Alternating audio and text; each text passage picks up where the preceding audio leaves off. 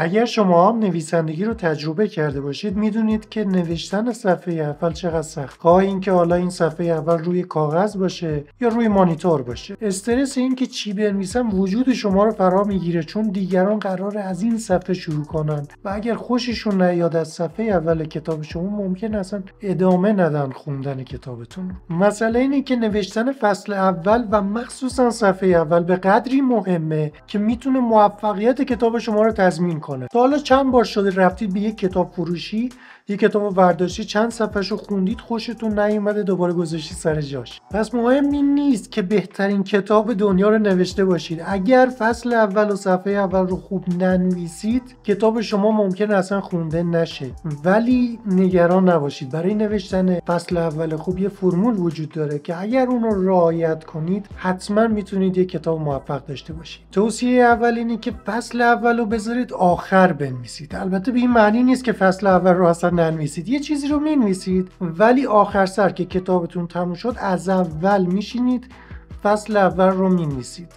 این توصیه‌ای که تقریبا اکثر نویسنده‌های بزرگ داشتن و روش تاکیدم دارن، چون زمانی که شما کتاب رو کامل کردی دقیقاً میدونید کتابتون قراره به کجا ختم بشه و بر اساس اون دانشی که دارید از داستانی که راحتی شکل گرفته و قشنگ میدونید به کجا قرار ختم بشه، میتونید همه قوانین لازم رو بیارید توی فصل اول، رعایت کنید و یک فصل اول خیلی پروپیمون داشته باشید. توصیه دوم رعایت قانون 5 دقیقه است. همونطوری که گفتیم خواننده ها برای اینکه یک کتاب رو انتخاب کنن معمولا چند صفحه اول رو میخونن و زمانی که به این کار اختصاص میدن 5 دقیقه است. در طول دهه گذشته 10 دقیقه بوده، یعنی محققین تحقیق کردن فهمیدن در طول دهه گذشته 10 دقیقه بوده ولی الان این زمان به 5 دقیقه کاهش پیدا کرده، چون الان معمولا مردم توی سوشال میدیا و توی این شبکه‌های اجتماعی حوصله‌شون کمتر شده. به همین خاطر 5 دقیقه بیشتر شما فرصت ندارید که توجه خواننده رو به خودتون جلب کنید. پس منظور این نیست که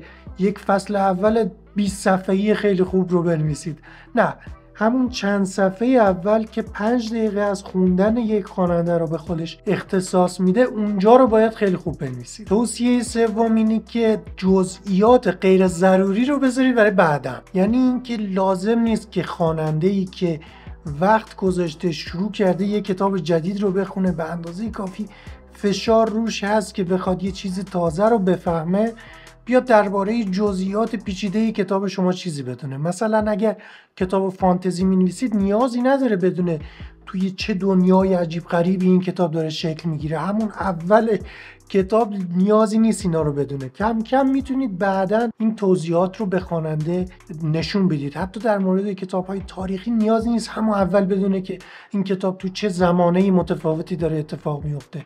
یا کتاب‌های رئال هم نیازی نیست که اون شهر رو، اون محیط اطراف کاراکتر رو بشینید توصیف کنید توی همون چند صفحه ابتدایی. اون چند صفحه ابتدایی رو اختصاص بدید به کاراکتر اصلی و جذاب داستانتون و خواننده رو مجذوب اون شخصیت کنید، طوری که خواننده بگه که من میخوام بدونم چه اتفاقی قراره واسه این شخصیت بیفته. توصیه چهارم اینه که چیزهای خوب رو نذارید واسه بعدن. شاید خیلی از شما بخواید که شخصیت داستانتون مرموز و رازآلود باشه، یعنی اینکه خیلی از سورپرایز ها و چیزهای جالبی که درباره اون شخصیت هست رو بخواید بعدن در طول رمان به خواننده نشون بدید. ولی این اشتباهی که اکثر نویسنده‌های تازه‌کار انجام میدن. لازم نیست که همه چیز رو به ما بگید، ولی لااقل یه خورده از اون چیزهای جذاب و جالب رو همون اول بگید که ما لااقل بدونیم چه چیزی رو قراره دریافت کنیم. این نباشه که همه رو بذارید واسه بعدن و اصلا بعدنی در کار نباشه. پس تا جایی که میتونید اول داستان چیزایی که خیلی خیلی خیلی جذاب و باحال هستن رو قرار بدید. توصیه پنجم اینه که از شخصیت‌های کمتری اول داستانتون استفاده کنید. یعنی اینکه اول داستان جای معرفی تمام شخصیت ها نیست و با اسامی مختلف خواننده رو گیج نکنید. همچنین این که از یه شخصیت بی اهمیت در اول داستان استفاده نکنید. جذابترین و باحالترین شخصیت داستان رو بیارید اول داستان قرار بدید و بعد اگر لازم شد شخصیت‌های دیگر رو هم در کنارش معرفی کنید، ولی بیش از این نباشه، یعنی شلوغش نکنید اول داستان رو، چون اول داستان جاییه که شما باید خواننده رو با اون داستان واقعی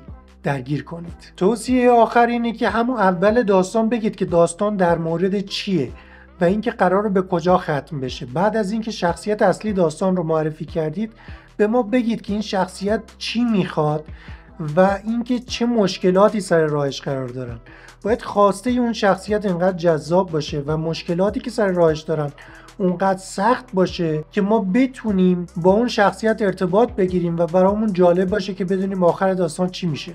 مثلا در داستانهای قدیمی اگر توجه داشته باشید وقتی که پسری عاشق دختر پادشاه میشه، مثلا اون پسره بی پوله یا اینکه دشمن پادشاست یا اینکه دختر عاشق یک دیگه است، اینا مشکلاتیه که سر راه پسره قرار میگیره و این روند رو حتی در داستان‌های خیلی کلاسیک و خیلی پربازدید هم میشه پیدا کرد. مثلا توی کتاب جنایات و مکافات درباره یه پسر دانشجوییه که خیلی بی پوله، وضعش خرابه، میخواد یه پیرزن نزولخور رو بکشه و پولاشو برداره. به همین سادگی.